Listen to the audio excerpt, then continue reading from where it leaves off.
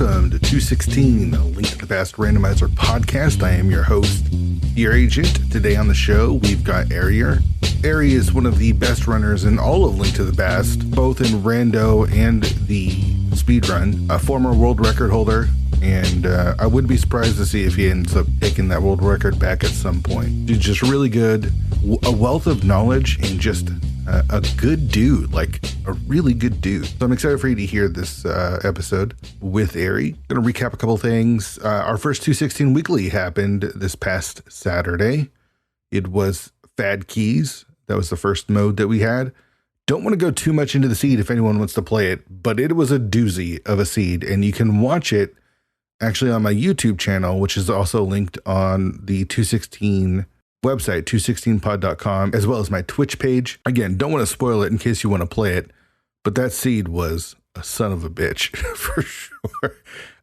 For those running it, for us watching it, it was a blast. Had Captain 1977 in the booth with me, and we had a good time. So really successful kickoff to the 216 Weekly. We restreamed Moogle Charm and Wally. We had 8 entrants. We're just going to shout them out. Moogle Charm, Mundungu, Jula Ninja, Amerith, PH, Gopher Bolts, Wall Kicks, and Top Specialist. And I know that Shinmaru, Tyler Salt, and Armelex ran it offline as well. So really fun way to kick off the 216 Weekly. So we'll be back this Saturday again, noon Eastern, as always, for week number 2. And I'm not sure exactly how we're going to pick the mode each week, but this week, Moogle Charm was on the restream and took first place overall. So I let him choose the mode that we'll be playing this week for the 216 Weekly. And he chose League Enemizer, which is an Enemizer with starting boots, basically. So that's what we'll be playing this Saturday, again, noon Eastern, and will be restreamed on my Twitch channel, twitch.tv/fearagent_. Should be a good time. Again, open to everyone that wants to join, and the commentary booth is open as always. Cross Keys tournament in its penultimate week, just about to wrap that up, and we'll be heading into the final week of the Swiss rounds. Everyone that is 6-2, I believe, will be entering a race to determine who qualifies for the top 16, because not all 6-2s are going to make it. Anyone with a record better than 6-2 will be making it into the top 16.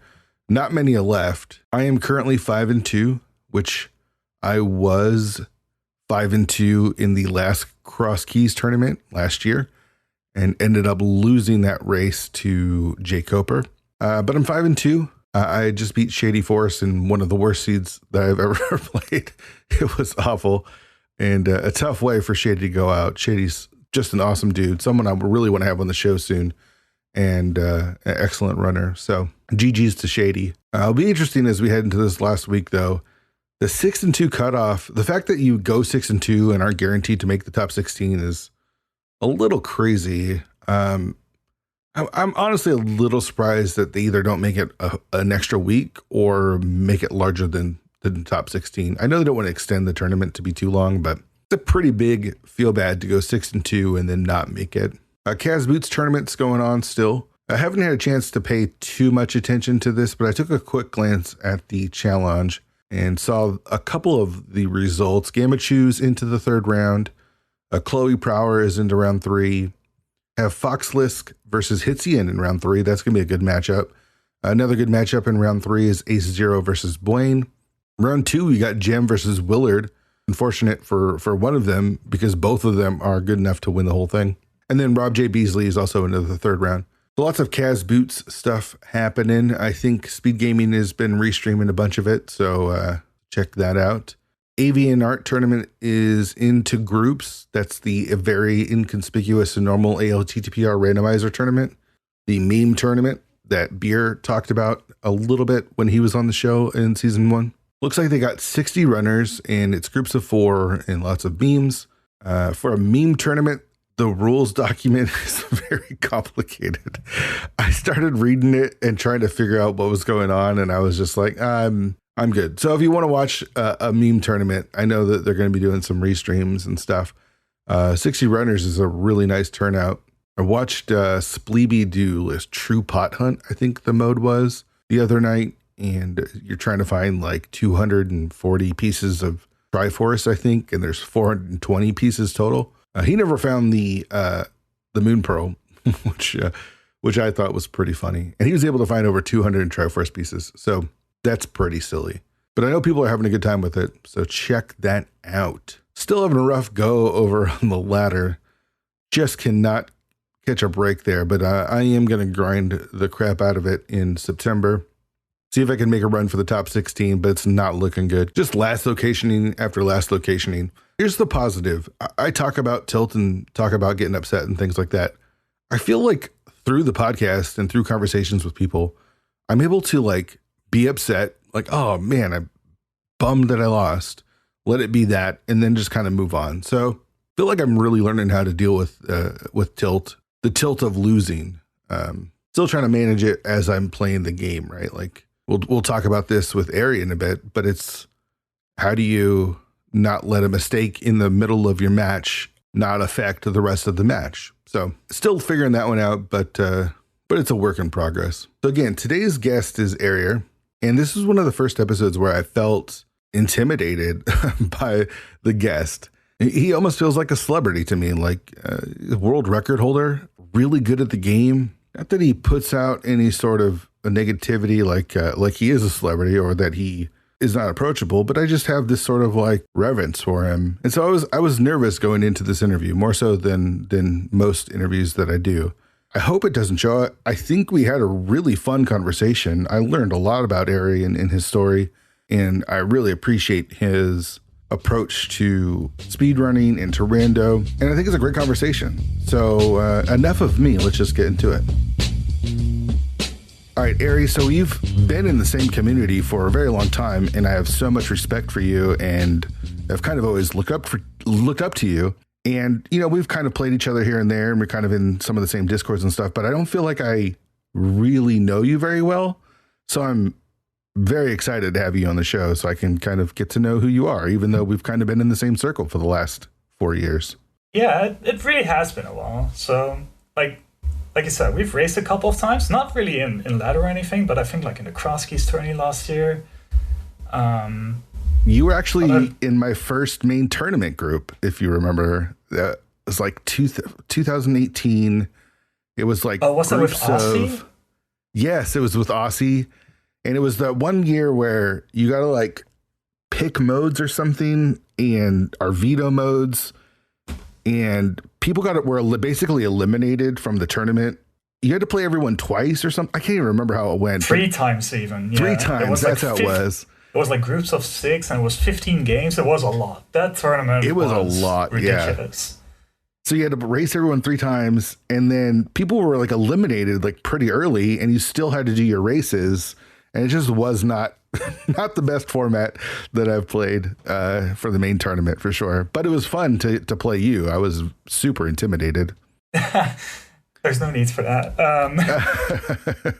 Yeah, I guess like tournament formats is something that, especially in the past year, I've been pretty vocal about, I think. And especially if you're eliminated and the races that you play still matter for others, that's a really bad feeling. Like if it's something like Swiss or something, then at least you're usually on even grounds with your opponent. Yeah. So like if you're both like out of contention, then you can just have a fun race. Mm-hmm. And if you're both still in contention for like getting to the next group or to the next phase of the tournament, then it's still an exciting race. But you have like very few situations where like it matters for one and not for the other, like it was in that group situation. Yeah, I think that was the extreme version of that as well, because like you said, there's 15 races, and if you get eliminated, you know, you play 5 or 6 races and you're basically eliminated from the group. You have like 10 races to do where it doesn't really matter, and it was just such a feel bad. For me, I was just excited to be there, so it didn't really matter that much. But there was a moment of like for the better runners getting eliminated and kind of having to just kind of wade through the pool of tournament racing.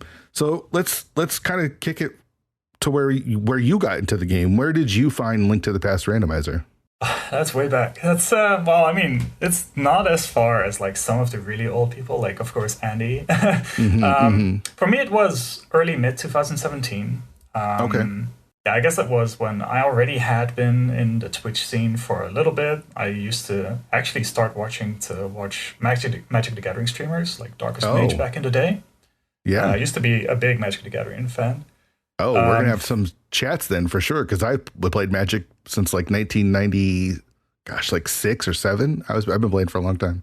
okay, you've been playing for way longer than me. I only started in World Wake or something, so it's not Oh, like okay. it was like a short, like very intense period where I played a lot. But yeah, from there on out, I think Darkest Mage was talking about AGDQ starting at one point, and I was like, oh, speedrunning sounds kind of interesting. I think I'd like read about it here and there on some forums. Hmm. So yeah, I watched Narcissus Ride back then, Cosmo, Hmm. with Ocarina of Time, and from there on out, I found out about Speedruns Live. There, I found out about like some streamer El Magus playing Lufia, and Lufia 2 was like my childhood game. I played that so much back then. So I followed him and watched him like an amazing amount. And then he started playing Link to the Past Randomizer, and I was hooked. Like I started following like all the other streamers that played a lot back then, like Ashnep and Problems IRL. Like so, I was mostly the European streamers Right. because of That time makes zones and sense. stuff. Sure. Yeah. Yeah, it totally makes sense. But it basically devoured rando content for like half a year. So did you get, because you are not currently the world record holder, but like by number 2, and you had the world record for some time here in the NMG runs, were you introduced to speedrunning through rando, or were you introduced to speedrunning first? I think I was introduced to speedrunning first. Like I was aware of speedrunning. I just never thought I would do it. Like I enjoyed watching speedruns a lot. I enjoyed the idea of it, but it was just very daunting to learn everything that's needed. And like you heard a couple of other people say as well that the idea of just like doing something new every single seed is the enticing part. Right. And especially at first, it was the same for me. And yeah, we'll probably get to that in just a little bit. But like the reason why I actually got into NMG is a pretty funny story. But that was a couple of months after I started Rando. Well, let's get to it. We can jump around. It doesn't have to be a chronological version of your story. So Yeah. how was your story for NMG? So I had been playing for a couple of months, and the Keysanity tournament got announced. It got announced in like the winter of like the crossover from 2017 2018. And Keysanity seemed super cool. I'd done a couple of races and watched other people play. But there was this trick called Hammer Jump that was like really daunting to learn. It just so happened that the NMG tournament also got announced. And in my brain, I was like, well, I need Hammer Jump for Keysanity, and I need it for NMG. I'll just join both and force myself to learn that one trick. And like NMG, it's like not gonna be super high priority. If I like get a sub 130 one day, that'll be cool, and then I can stop playing. Yeah. That's also a story you hear from a lot of people, by the way. Yeah. Yeah. And then you get to sub 130, and you're just hooked to the game because you can just feel the amount of improvement that's still left. Is that what it was? So like you wanted to learn Hammer Jump, which is so funny because I think for this Keysanity tournament, this was like the first Keysanity tournament in the community, right? Yeah, it was like Keysanity was like a super new thing as well. It got like introduced. It was in the community for like a month, and then people were like, we'll just announce a tournament for that, like a couple, like 5 rounds of Swiss or something, and then top 8. That's funny. So it was like quick and dirty. It was a really fun tournament. That was my first actual tournament that I joined, and I had a lot of fun. Like just immediately in round 1, I faced Gamer Kel, who was like a huge name back then. Yeah. He's kind of phased out a little since then, but he was like, yeah, it was really exciting to start racing all those people and like for sure kind of getting to know people that you usually like don't race that much in pickup races either, but those were like huge back then as well. Yeah, I mean, racing today is so much different than racing in 2017, 2018. Yeah. You know, the one-on-one races were saved just for tournaments. Every other race was usually a big SRO race. Like those days we're racing 30, 40, 50, 60 people at a time joining races. I remember Gamer Cow because I watched his videos. He was kind of like one of the runners that helped me learn how to do a lot of the tricks through some of his YouTube OG videos. Curran, in a sense, right? Or the OG Koi? Yeah. Koi, rather. Yeah. That makes sense. So did it take you long to learn the hammer up? No. No, that's Link to the Past in a nutshell. It's not that tricks are, like, aside from a couple of exceptions, it's not that they're mechanically like really intense or really hard. It's just that it's about starting to know them. And yeah, knowledge is a huge burden in this game. Did you find once you kind of started with the NMG thing that it like enticed you even more than the randomizer, or was it kind of a mix in the beginning? Were you going back and forth? It was definitely a mix. It really depends on what kind of state of mind I was. I can't really place exactly like when I would do what, but I just think that being able to switch here and there, just if you don't feel one, you can do the other. Like, they're not super different mindset-wise, but I think NMG was more for if I don't feel competitive, and Rando was for if I feel like not having to play like my A+ game execution-wise. Right. You didn't have to be as precise in Rando. Yeah. So you talked about, was it Lufia 2 was your game growing up as a kid? Yeah. It's a great story. I think my parents brought my uncle to the airport one day, and then there was like these shops back then. They had like this huge box of Lufia 2, and my father was just like, I'm gonna buy that because it's amazing. It looks amazing. And it's one of the only games that got translated to Dutch as well. So in that sense, it was like kind of a really nice game because I learned Dutch growing up, because like the Netherlands is a pretty international country in that sense. Like there's a lot of people who already speak English, and you learn it in school. So like playing games usually was not that rough, but having a Dutch game kind of was nice. Oh, I bet. Yeah, it made it way easier for you. So where did you grow up? So I grew up in the Netherlands. Okay. I've lived there until like 4 years ago that I moved to Germany, and that was to live with my wife. Oh, okay. We had been in a long distance relationship for like 8 years before. Oh, wow. Finally moved in together. So, because I didn't grow up in the Netherlands, I don't know what it was like. Did you guys have access to everything that, as far as like Super Nintendo goes or video games go, or was it everything was just in English or in different translations? What was your situation growing up? Very few games were translated into Dutch, so it was mostly English, which is also like an amazingly good way to actually learn the language. Oh, sure. As it turns out. Yeah. So were you playing Link to the Past then, or was it mostly just what was your focus? As a kid, I played a lot of different things. Like, I definitely played Link to the Past as well, Super Mario World. Like, just growing up, I started with the NES with like Mario 1 or like SMB 1 and stuff, and then Zelda 1. Like, I don't remember a whole lot of that back then, but apparently I like with Zelda 1, I kind of like drew the map together with my parents as we kind of explored the world, which is like a That's awesome. really fun idea. Yeah, that is super cool. I love that idea. Yeah, over the course of the years, I kind of moved to all kinds of consoles, like GameCube, PlayStation 2, Xbox 360, just like all over the place. You were just a gamer then. You were doing it all. Yeah, pretty much. Okay. I just enjoy playing games. Sure. So then you find Twitch through Magic the Gathering, that's correct? Yeah. It wasn't through speedruns, it was through Magic, and you kind of were you playing Magic online, or were you playing at your local game store? How did that happen? It was a mix. Definitely played a lot online, but I definitely preferred playing IRL. Was there a big scene over there? A big It was Magic mostly scene where I studied. I commuted for my studies back and forth, so I didn't get to play like a lot IRL. It was mostly just whenever I stayed over at a friend's place over there. So I did not have to take like the 12 a.m. train back home.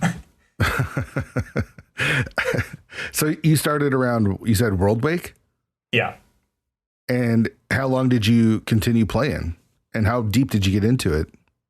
I think until I forgot the name of the set that had like all the planeswalkers in one set with Bolas as the Nicol Bolas as the Oh, like War of the Spark? War of Spark, yeah, I think so. I think it was until then that I really kind of checked out. It was for a decent while. Yeah, that's a good chunk of time. That's almost like 6 or 7 years at least. Yeah. Were you going? Did you guys have Grand Prix and things in the Netherlands? Yeah. Did you?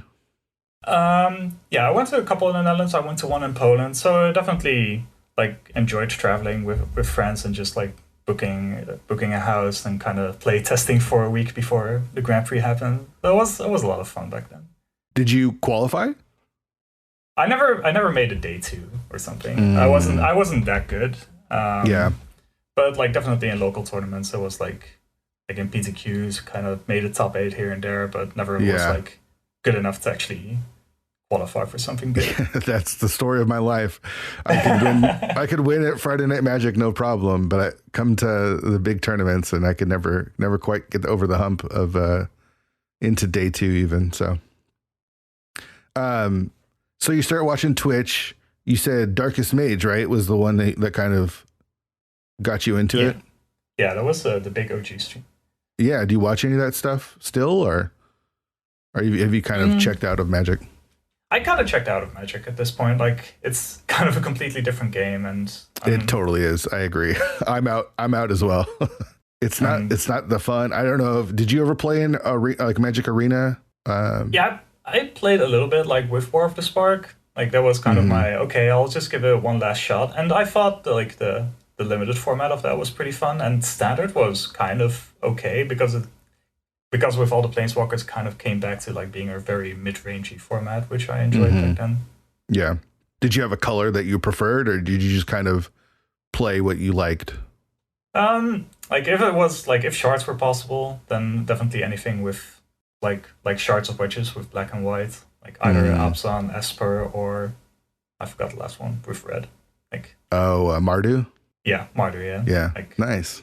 Black and white mage. Was, yeah. That seems to fit, I think, your personality a little bit. Oh, interesting. I think the black and white thing kind of fits. You're like good. You're a good person, but you are, I don't know. I was trying to turn it into something. I lost it, but back to Link to the Past. Willing to win at any cost. Yeah, totally. You're willing to grind it out. So when did you make the switch to like pursue was the world record in your mindset? Like, when did that happen? Say like, I'm going to attempt to go for world, because in the last 2 years, you could probably even give us a history lesson. It feels like the world record has been broken quite a few times. Yeah. To go back to like the first question, I'm not exactly sure. I never really hunted for the prestige of the world record or something. It was mostly about like self-improvement. I think like trying to set a goal like world record is like just putting a mental block on yourself, and that's really dangerous. At least for me. Like for some it's a really good motivation, but for me it would just like kind of block myself because I'm too focused on the end goal and not on the progression.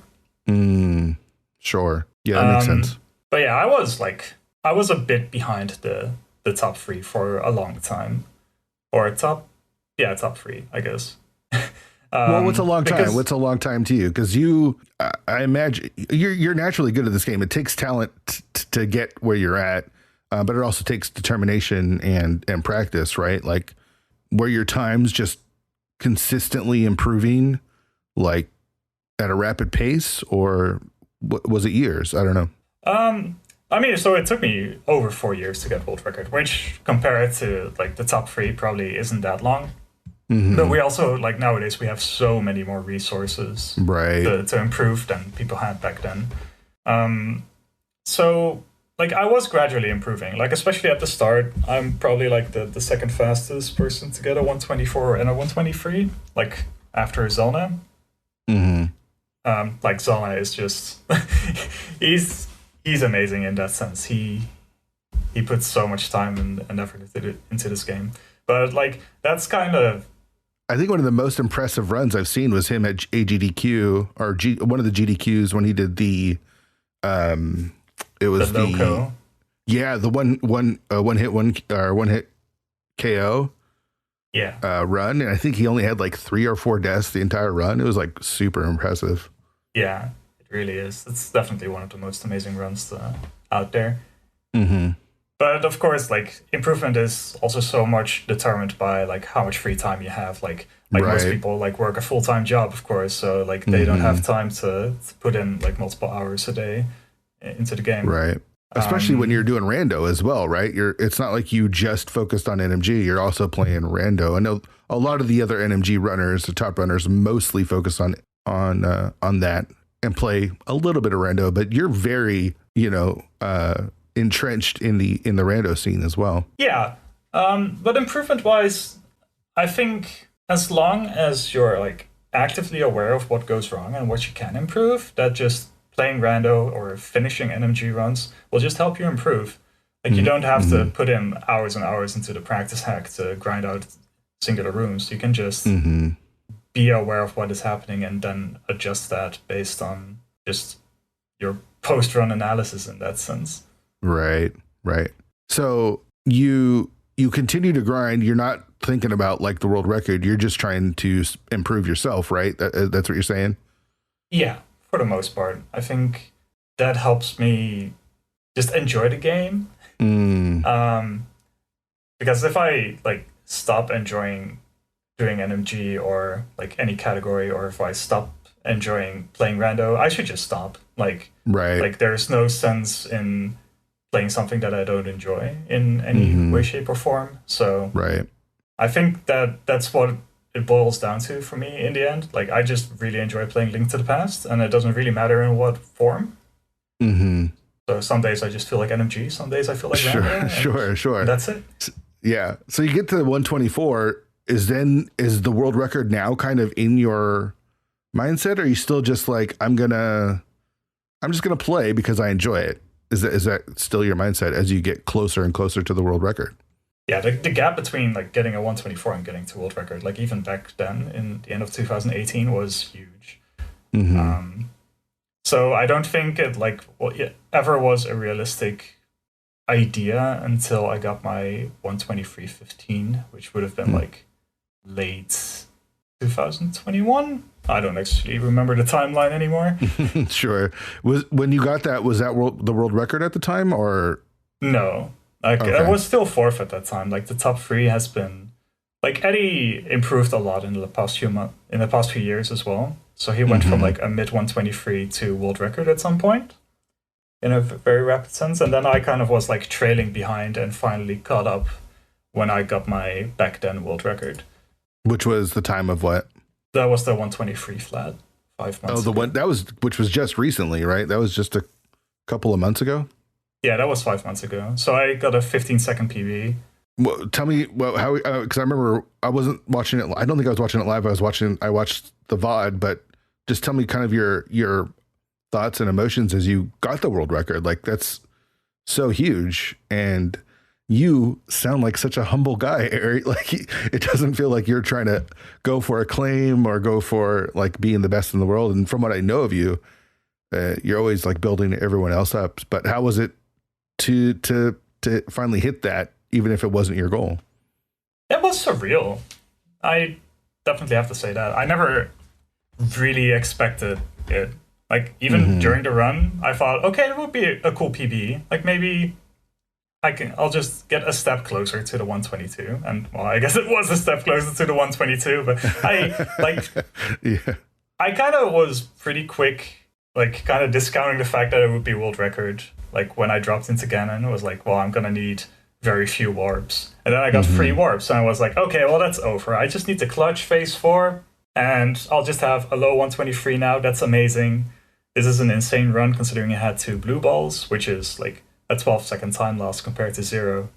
And then the cutscene happened like after you defeat Ganon, and I was like, wait, like this is actually just going to be like the 123 flat, and it was. And I just had to start laughing. Like there's a clip out there or like the VOD, and I was just cackling. I couldn't believe it because it was so ironic. Because yes, it was the world record, but it wasn't the 122, which like of course is now Sure. like it finally happened like a week ago, or a couple of weeks back. But it's just so silly that like Eddie and I had been kind of like on the hunt to finally push past that milestone, and it still didn't happen. Like Eddie went down from the 123.03 to the 121.01. And then a couple of weeks later, I got the 123 flat, and it was just like, yeah, well, what's next? Are we just gonna get another 123 flat or something? But Right. yeah. And when he beat it, it was like what, a 1/10 of a second that he beat it by? Yeah, it was just a couple of frames. Yeah, which is pretty nuts. I think he ended up even beating that even more recent, right? Like I think he got it by 2 seconds or something. Yeah, just a week later. So something that I talked about, I think, with like wall kicks or somebody is the idea in NMG that I really like is the fact that it feels more cohesive. It feels like you guys are rooting each other on. Like, I don't know what it feels like to get a world record. I don't know what it feels like to lose a world record, but you're such an upbeat, like, positive guy. Did it hurt to lose the world record, or were you rooting for Eddie as well to break it? Yeah, so it was a mixed feeling, of course. Like we had a year where we kind of didn't get along as much. We made up since then. So it was kind of like there was some sort of a rivalry going on, even though like we're both mostly focusing on just our own progress and just our own achievements. When I woke up and saw that it got beaten, I kind of was like, oh, heck, he got it first. And then I was like, holy crap, that's awesome for him. I'm like, yeah, it was pretty quick to just be like, yeah, he's earned it. So I was really happy for him. Yeah, I imagine like I mean, you guys both put in so much work, and I know he's been grinding a lot as well, but there is this sort of like, I don't even know what it is, because you're not racing against Eddie. You're not racing against Doomtab. You're not racing against Blaine, right? You're playing against yourselves, and you guys all just have your own times. So it feels like there's more of a sense of like rooting each other on. Whereas in Rando, we are racing each other. So there's a definite winner and loser. Yeah, I think especially in NMG, it's mostly for the runners themselves. It's about beating the game up and about just helping each other, like lifting each other up. That's like the goal for me. But that's even the goal for me in Rando. Like, sure, in the races, you want to win. But in the end, for me, I just want to see everybody improve and have fun improving, or like enjoying the way they play their game. And yeah, just like sharing strategies, or like thinking about routing and what could have done differently in the seed, like especially like in post-seed discussions or something. That's what I really enjoy, just because it helps each other in the next seed. And if we can create better competition, then that's what matters. Like, that's more important to me than having like an 80% win rate in the ladder. Sure. See, that's what I envy about you. It's what I look up to you, is like, if I had your skill, I would just probably be an asshole and lord it over everyone. But you're very skilled at this game, and you want everyone else to be better with you. It's like I envy that. I really look up to that sort of mentality. Yeah, I can't really like explain why I feel that way, but I think it's because you're a good person. That's why. I'll take it, I suppose. Yeah. I think the main struggle in like the whole competition aspect of NMG and Rando is the groups around it. Like, in some sense, like sometimes when you have like huge races, or like the chase for the world record, it's like the people around it cheerleading for us and like booing the other, like it's like a soccer match or a ice hockey match and something. And I that's the part I dislike, because the runners, like for the most part, are just like we like each other and we just want to see each other succeed.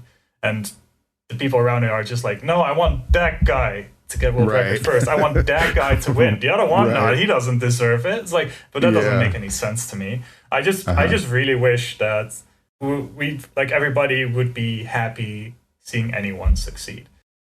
Yes, I agree, and I think that's kind of what I'm using this podcast hopefully for is to help people to get better into not necessarily at the game, but at the response to the game, especially in the win and loss. You know, like I will talk about tilt and stuff, but if we can just like enjoy the game for what it is, then I feel like everyone can enjoy being a part of the community a little bit more. And if we're so focused on wins and losses, which I am super guilty of, then, you know, it can make it so that the game becomes a burden, and it shouldn't be that way. We should all be, you know, having fun. Yeah, I definitely hope that that's the main reason that we play the game, just because it's fun and not just because trying to win.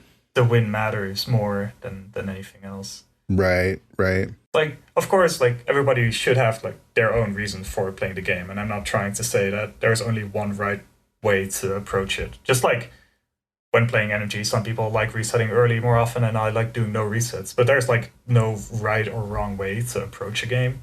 But yeah, as long as like there is nuance and respect in the way that people approach everything, then it should be fine.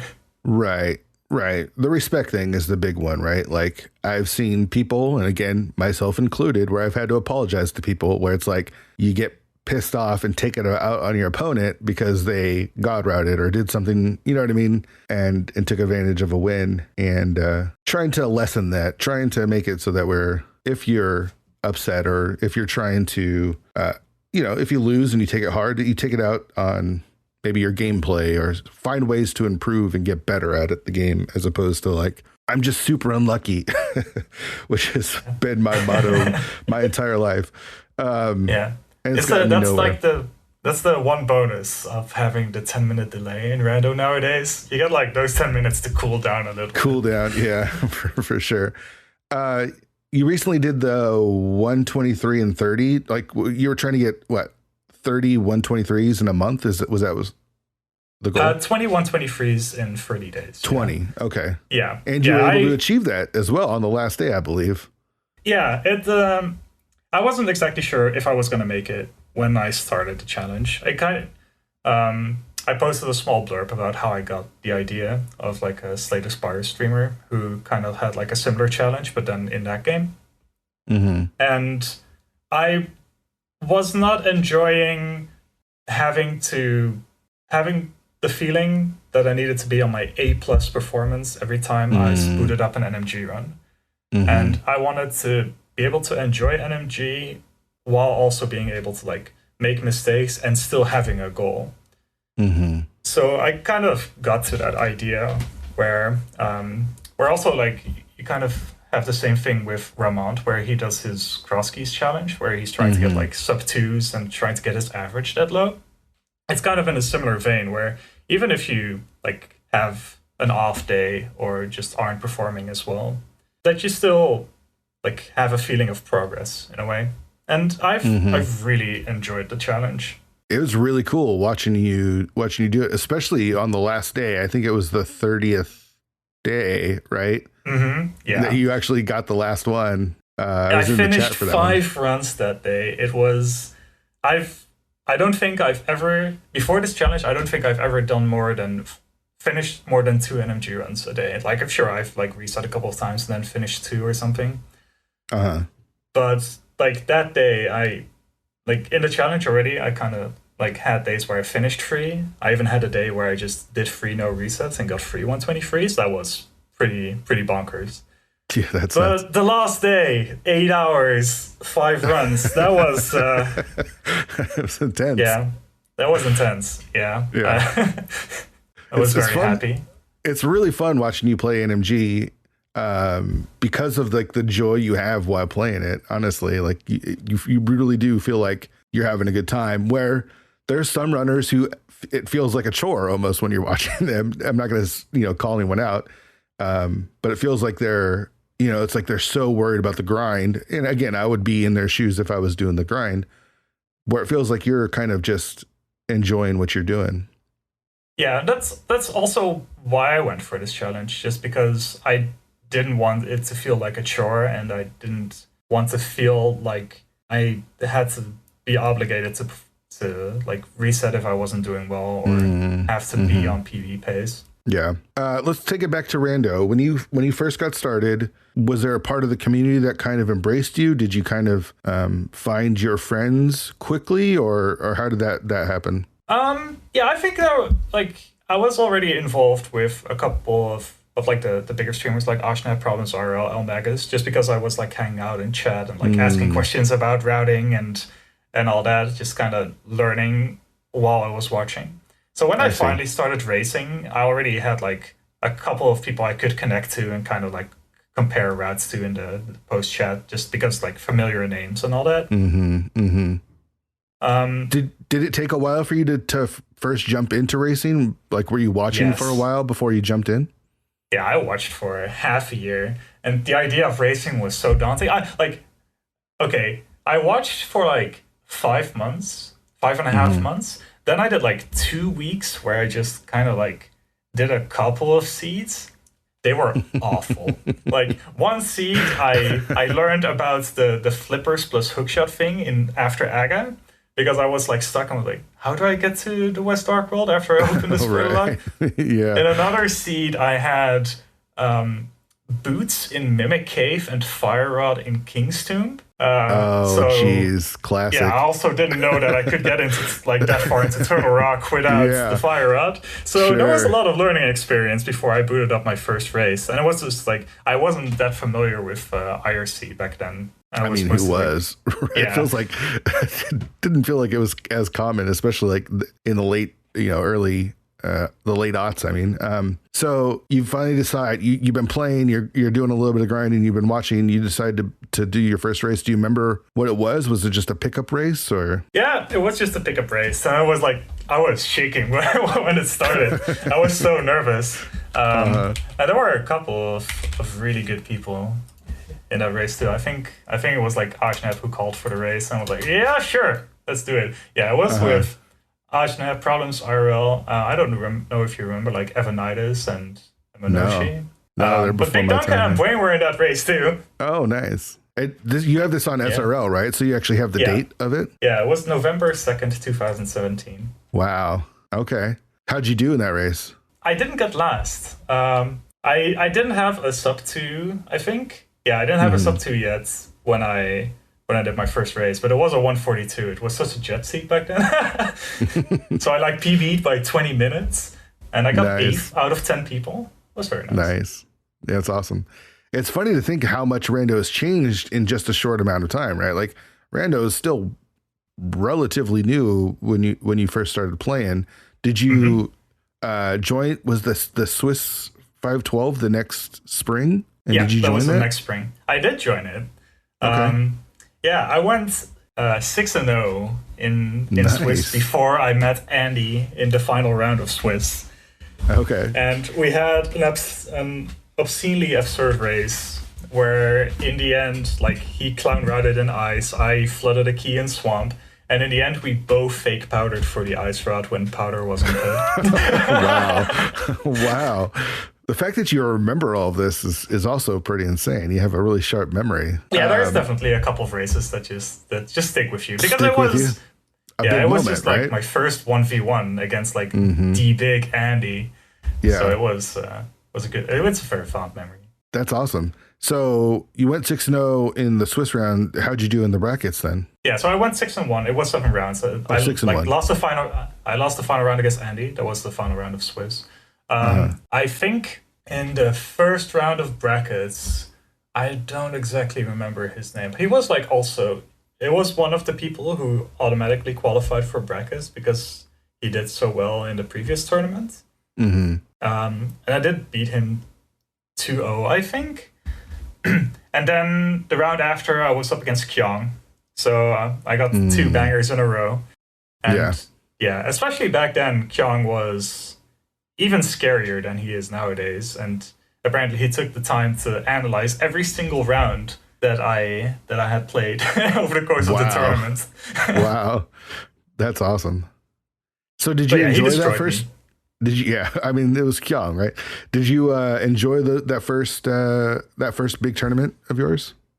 Yes, I really enjoy being able to talk to and play people that you usually wouldn't like necessarily see in pickup races, or like nowadays even that you wouldn't meet in the ladder. Yeah. And just being able to connect with people that you usually don't is just like, it's also why I enjoyed playing Magic the Gathering back then, and like going to Grand Prix or going to like tournaments in other cities, just because you get to connect with people, and that's what makes it fun. It's like the social aspect. Right. This game can be very isolating, and when you can make it more social, it can be a lot of fun. Yeah, for sure. When did you hook up with Thelaine? Okay, so I think that was early 2018. Like I was starting to get pretty good at NMG. Like I got my sub on 30, and then I saw that someone was doing NMG. That was Thelaine, and he was like in the Ice Palace split, so he was getting his flippers from Zora, and then he saved and quit. I was just like, that's not allowed. So after the run, I was just kind of talking. So hey, so you know that this run is invalid, right? Because he saved and quit, and somehow we kind of got into contact with that, and we like did a couple of like pickup races back then as well. Oh wow! And just kind of hit it off right off the bat, then, huh? Yeah. In the end, it was kind of like the group of like Wayne, Thelaine, and I that just kind of like talked a lot and discussed a lot about like NMG strats and randos and like rando routing and all that, and we kind of had like this discussion group here and there. Yeah, you guys kind of all had a common interest of like playing rando and still grinding NMG. Did you join the league the first season, or was it season 2 that you guys joined? I only joined in like from season 2 onwards, I think. Maybe. Okay. Yeah, season 2, pretty sure. You weren't part of season 1, but you and Thelaine, and was it Bwayne that first season joined the league in season 2? Yeah, I think it was Bwayne, and then Dunka hopped in the third one. What was your league experience like? Because again, that was more, it sounds like up your alley as far as the social, being more active with a group of people than just doing solo. Did it kind of scratch that itch, or what was your experience with the league? Yeah, I had a ton of fun. Like I really enjoyed just kind of a little bit of the theory crafting. Hey, who fits best and what? Who does what best? And like the co-op things are just amazing. I think co-op is the best way to play rando, just because you're not that isolated. It minimizes variance a little bit, which I guess I might be a little bit biased because of like execution advantages and all that. But I think like strategy wise, it's just it's really good, and I feel it also minimizes potential cheating. Yeah, I agree. I hard agree. I think co-op's the best way to play this game. So, do you remember how you guys did that first season in the league? Because when you see Eri, Thelaine, and Bwayne, I automatically think champions, right? Like that's just in my mind. Like, oh, who's going to beat this team? Yeah, somehow there's been a lot of outside pressure in those in like tournaments and in the league. Yeah, we did really well in like the groups, but we lost in the division finals against Goomba, Lin, and Illis, which of course also is like a team where you think, yep, that makes sense. Yeah, totally. Yep. Yeah. Yeah.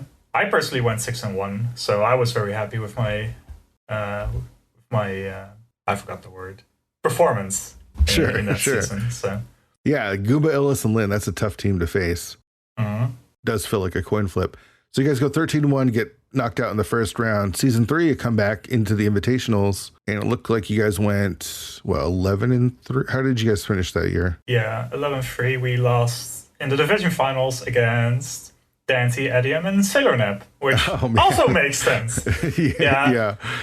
I lost a very crucial game 5 against Dante because it was standard Atomizer. And I was stuck in escape for like 15 to 20 minutes while Dante got out in like 8. Oh, man. And I don't think I've ever gambled so much in my entire life, but I knew I was behind. Because Dante is just so good at like Atomizer things, and it's like there's a lot more of a heads-up player with like unfamiliar situations than I am. It's like definitely my weakness because of like an energy background. I kind of rely very much on the knowledge of the rooms and not so much on improvisation. Yeah, that makes sense. But yeah, in the end, I dropped into Gan, and he hadn't finished yet. But it's like it was only half a minute difference in the end. It was a ridiculous race to rewatch. Just the amount of time I caught up by really silly skips. I know. It seems I'm looking at the results, and it's like, wow. if you're what you're saying is true, then like that's an insane amount of time to make up and to keep it that close. But and then last season, you guys again finished 11-3, and for the first time was able to make it out of the first round of the playoffs. Huge hype, yeah.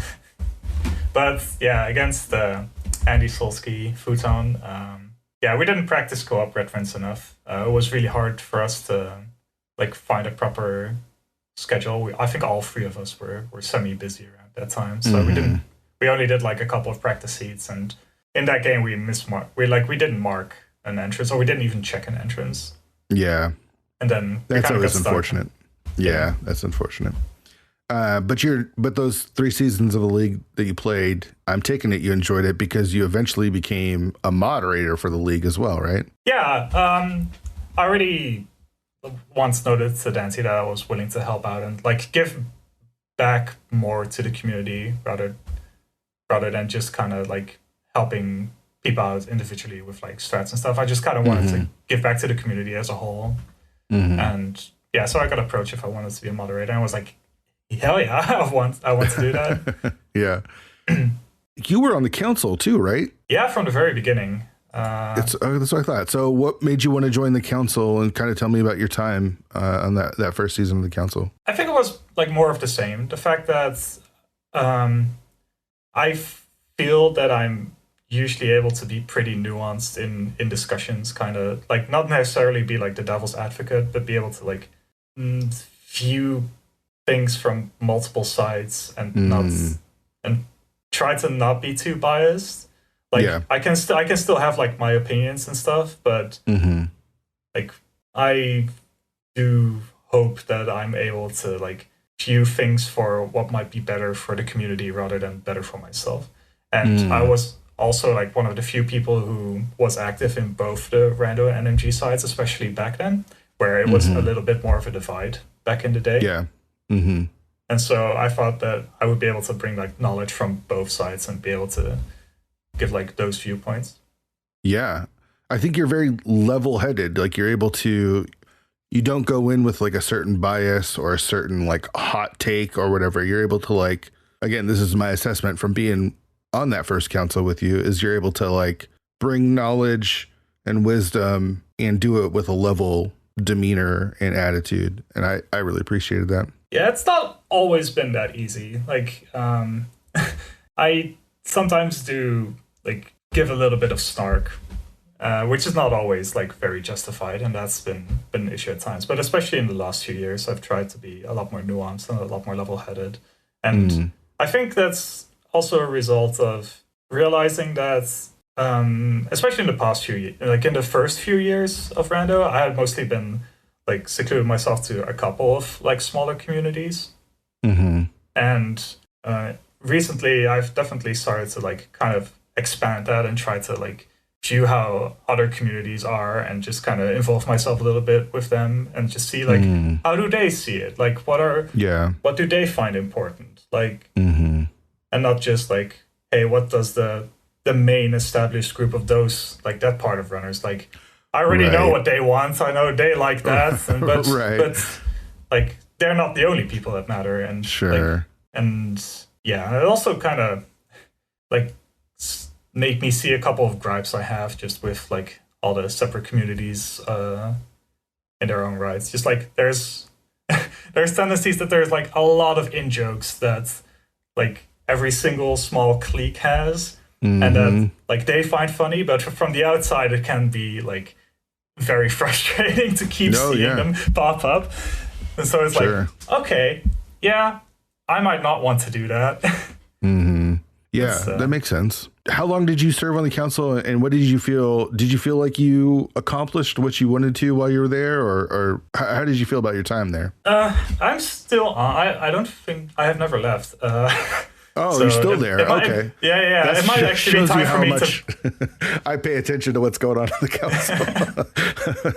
Yeah, it's been on and off. Like some terms, there's just a lot more going on, and there's also things that I feel I have more of a voice than with other regards. So I'm not always that useful, I would say.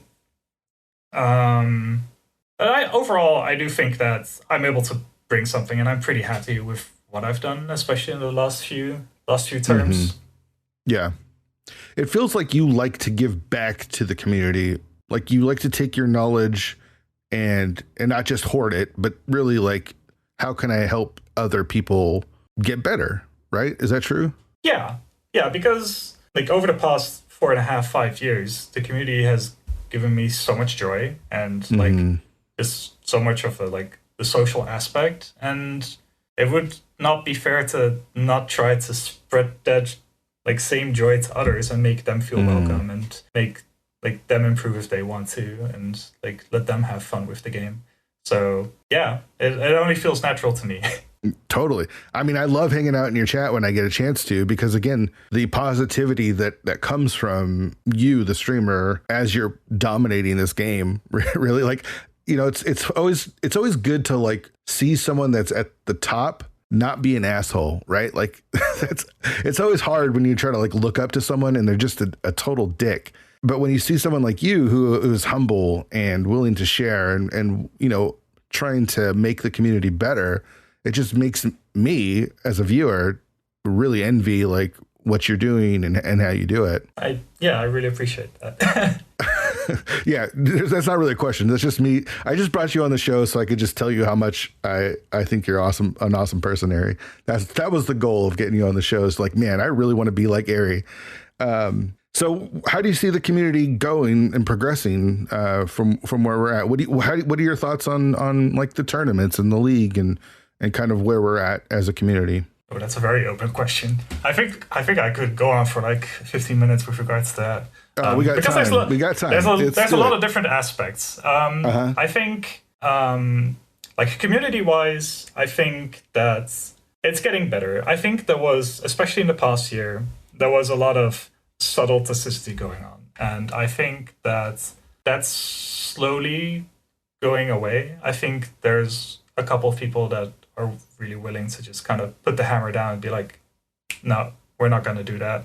We're just going to be nice to each other. Mm-hmm. So I think Mm-hmm. that's good, because that was definitely something that kind of turned me off for a little bit. And I hope we can just kind of, like I was saying, just hope that we're just able to stay nice to each other. Even like not Yeah, everybody has to be like friends with totally. each other, but we can Right. just But we can get along, right? Like you don't have to yeah, agree and be best friends, but we can all play this game and have a good time together for yeah, sure. for sure. I think skill wise, the community is just getting better and better. Like It's in scary that how good the sense, community is. yeah. It's so weird because when I started in 2018, there was the cream of the crop, and then there was like a whole new group. And then around 2020, there was a whole nother group. And now it's just everyone is so good. It's really scary. Yeah. Like previously, when you had the main tournament qualifiers, you just had like a group of like 40 or 50 people who you were sure that were going to qualify. And then the rest of the 80 were just like, yeah, okay, good luck. Like, if you can improve well enough, you can easily make it. And otherwise, you're going to be on the cutoff. And now it's just like you have 128, you have like 150, 160 people who can all just make it. And you just have a couple who are like, okay, yeah, if they just play safe, they're going to make it for sure. But just the average like has been raised so much Hmm. Yeah, totally. that it's ridiculous, and it's been a lot of fun to watch. What are your thoughts on And the tournaments then, specifically the main tournament? I've had no gripes with the main tournament. I wish there were maybe more tournaments that were shorter. I think Mm. that it's definitely a problem with regards to scheduling and all that. That everything is drawn out with like 1 to 3 races a week, but it's very draining to play so Hmm. much for so long. Because in over the course of the past year, I've been in like the park championship and then the side tournament with like the quick cross, Oh, right. and then there was like a co-op tourney that Flynn and I joined that we actually still need to finish. And then we also had like the main tournament and the Open Plus Invitational. And like Hmm. those 5 things, just at the end of the main tournament, I was so done. Especially the Open Plus Invitational and the main tournament together. It was just like 5 or 6 races a week, and I just couldn't do it. I didn't have a normal life anymore. Like I needed to Right. work on the side as well. Right. Yeah. So do we have too many tournaments then, you think? Is there too many tournaments? I think there is too many tournaments that I feel that matter. And because they matter, they feel that they need to be drawn out. They need to be like very involved, best of 3, double elimination or something, or like I don't know what. But if you just have a lot of like smaller tournaments that also like sure they have some worth to them, but if you just make them like 4 weeks, just have like small like 32 people tournament with like 5 weeks of Swiss. So even if you don't win, you can still like play five weeks of a mode that you really enjoy, and then you're done with it. But just like maybe 1 race a week, that's okay.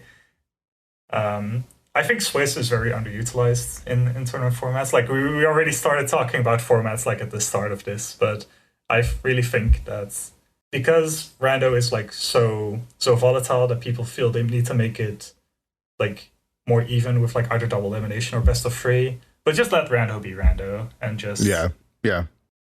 I agree. I totally agree. Here's a question: do you like the qualifiers for the main tournament? Yeah. Because I really miss the big races. I think like I think big races are a really good way to just also for people who haven't done them as much to kind of get like multiple points to gauge where you're at. Like in a 1v1, it's very binary. Either you win or you lose. But with big races, at least, like, sure, you've made a mistake here and there, but you can still compare, like, routes to multiple people and see, okay, they routed similarly, but they just executed better or worse. Or, okay, they did that in a different order and that caused them to gain an edge. And it's really hard to do that in, like, the ladder where you just only have 1 point to compare yourself to. Right. Do you think of those days as, like, the good old days of Rando? Or is it just a kind of a bygone era of big races, right? That was the way we raced. Now with the ladder and the tournaments and everything, it's more one-on-one. I don't think it's like necessarily the good old days. I think it's just a different format. I think the ladder has been really good for Rando. I think it's like a really good semi-competitive format. I definitely have a little bit of ladder anxiety, so I don't join as many races as I want to. What do you mean? What do you mean ladder anxiety? Why do you have ladder anxiety? Like it's kind of a term. Like also with like online. Like I like to play chess, but I really have like not necessarily a fear, but like a little bit of anxiety, like queuing up for a match because of the fear that I'm not performing as at my peak and then losing elo or losing rating because of that. So. Like in the ladder, I only like really join ladder races when I feel, okay, I'm feeling good. I feel I can do this. And not just because, I just want to have some fun. So that's kind of the problem with it. Like with pickup races, like SRL points or race time GG points, they don't feel like they matter as much. So you feel like the ladder ranking does matter. Yeah. That's funny because it's not there is no real difference. There is no true difference, right? No, not really, but the brain does funny things, like right. Yeah, I can't explain it. Oh, I know. I understand what you're saying. I totally get it. All right, so we are running out of time, so I'm going to ask you the tilt question and I'm very curious about this with you because I don't know if I've seen you tilt before. How do you handle tilt, or what's your advice for handling tilt when it happens? Okay, so it's going to be 2 answers for me. One is random related, the other one is speedrun related.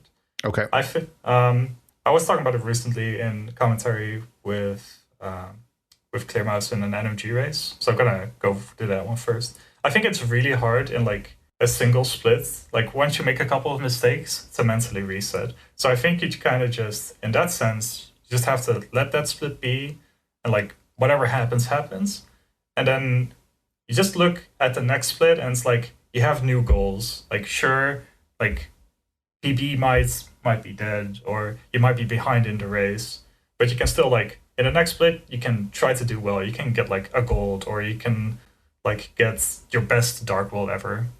So it's all about like letting what happened in the previous rooms, like just let that be. It already happened. It doesn't matter, and just focus on the rest of the game. And the same kind of goes in Rando, but because you don't have full information, you only know what happened in your seed. You don't know what happened to your opponent.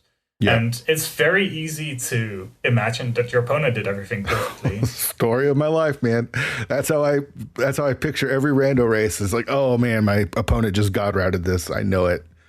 Like, no, you don't know that. It's so easy to in your mind go, yeah, it kind of makes sense that you got the glove out of Sank, and then maybe they go and just sequence break Death Mountain, get the miss from Old Man, and then you get Right. Moonpearl and Kakariko together with the mirror, and it's like, okay, they did everything perfectly. And, like, it's very hard to convince yourself that they can also make mistakes, that they can just have bad routes. Yep.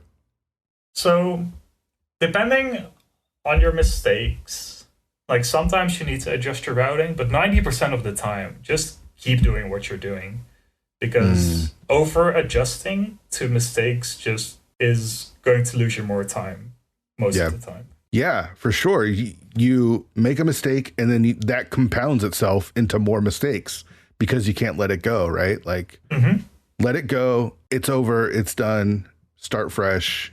Even if you can't start the seed fresh or start whatever fresh. The minute is now. Make it the best possible from here on out. Yeah, and also like maybe change the focus from trying to win the race into trying to enjoy what's left of the game. Yeah, like, I guess not everybody like enjoys the execution part of the game, but being able to just do some cool strats or just executing some runes cleanly, that brings me joy. So maybe that helps others as well to just kind of focus on playing the game itself and not focus on the race aspect of the rando. Can't finish on that. We've got to talk about the most important thing, and that's pen spinning. Yeah. So tell me about pen spinning, because this is like your icon on Twitch. Is that you actually spinning the pen there? Yeah, that's me. And is there like a competitive nature to the pen spinning? Tell me about pen spinning. I know nothing about it. All right, so we're here for another hour. I'm excited. Okay, so I started when I was 13. I saw a classmate like spinning some pens and was like, I need to learn that. And he showed me a website and a forum that I subscribed to. And a couple of years later, there was like the first world tournament got organized. So there are actually tournaments for it, even nowadays. Wow. And it's an online format. You have a deadline where you need to film a combo that you need to send in, and then judges have a week to like judge everything and all that. And then you have multiple rounds, like single elimination. And then like that first tournament, I had only been spinning for like a little under 2 years. I actually got second of the world. Wow. Yeah. So since then it's only gone downhill. Is there like tricks and techniques? Like, how is it judged? Like, I don't know. Is it similar to like, I guess, like skateboarding in a sense, where you're like doing certain things with the pen that gets you more points? Or it's very difficult. Like judging is definitely one of the most contentious points of the hobby, and it's the cause of a lot of toxicity in the community. I bet. I bet. Which is also why I kind of like usually distance myself from most of it at this point. There's a lot of issues. Like the problem with pen spinning is that it's so wide and varied, and there's like so many different styles, so many different tricks, and like it's still expanding, and there's still new things being found and like new variations to tricks. That it's really hard to put like a limit on what people can do in competitions. So it's all about people being creative and like upping the difficulty as much as possible. And so, of course, with judging, it's hard because some people like either don't notice some of the subtleties or don't feel that it's as difficult as other judges might. So it's really difficult to really put a number on everything. And some people might feel that something is executed well, and some people think that something is actually a mistake. And so usually it's divided into like execution, creativity, difficulty, and then like a little bit of presentation as well. Or like the cohesiveness of the combo and the video. It's a whole big deal. And it's too much to like explain in a couple of minutes. Sure. Is there certain pens that you use? Or do you just use like a big pen, or is there like special pens that you use, regulation pens for it?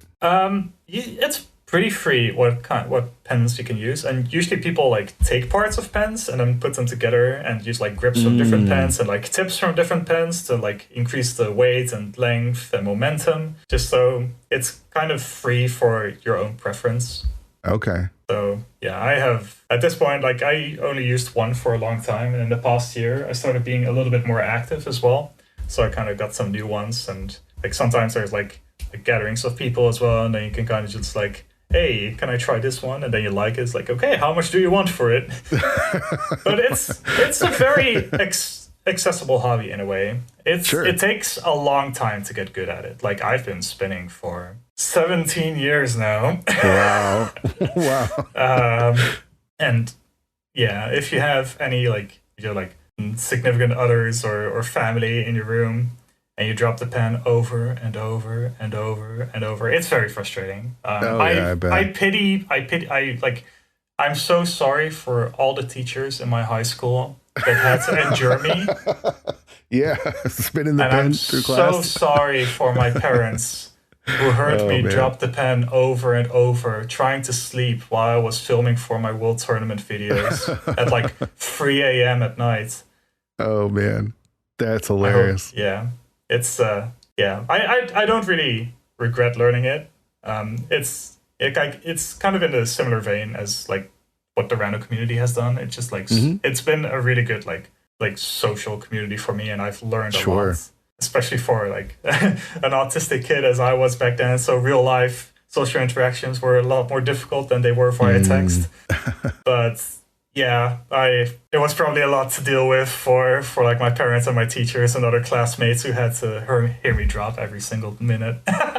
So that's great. All right, Eri, thanks so much for coming on the show, man. I really, really appreciate it. Thanks for dropping your knowledge and your wisdom and just your general positive vibes, man. I love it. I very much appreciate being here. Thank you so much for the invitation. And yeah, definitely hope to see you around more in the community. Like, it's been a blast having you. And of course, I always want to hear what you think.